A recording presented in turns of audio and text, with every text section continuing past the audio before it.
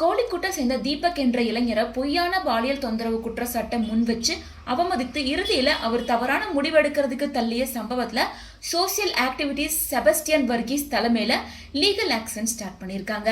கோழிக்கூண்டை செய்த தீபக் அப்படின்ற இளைஞர் தனியார் பேருந்துல பயணம் செஞ்சுட்டு இருக்கும் போது சிம்சிதா அப்படின்ற பெண் கிட்ட தப்பா நடந்துகிட்டாரு, அவர் உரசியிருக்காரு அப்படின்னு சொல்லி ஒரு வீடியோவை அந்த பெண் போஸ்ட் பண்ணியிருந்தது எல்லாருக்கும் தெரிஞ்சிருக்கும். ஸோ அந்த வீடியோ வைரல் ஆனதுக்கு அப்புறமா தான் மேல எந்த தப்பும் இல்லை அப்படின்னு அவர் நிரூபணம் செய்ய முயற்சி பண்ணியுமே பலருமே அதை நம்பாத காரணத்தினால மனசுடைஞ்சு தவறான முடிவை எடுத்திருக்காரு.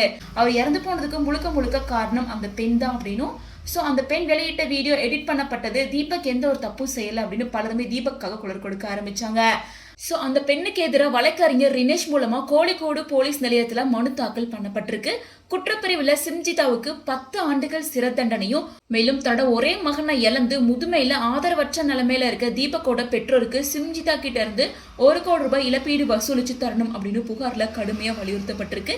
மேலும் ஜனவரி 2026 18ஆம் தேதி காலையில தாக்கல் செய்யப்பட்டிருந்த புகார்ல போலீஸ் விசாரணையை தீவிரப்படுத்தவும் சிம்ஜிதா மேல IPC 306 அண்ட் BNS 108 உள்ளிட்ட மொத்தம் 6 முக்கியமான சட்ட பிரிவின் கீழே கேஸ் ஃபைல் பண்ணியிருக்காங்க.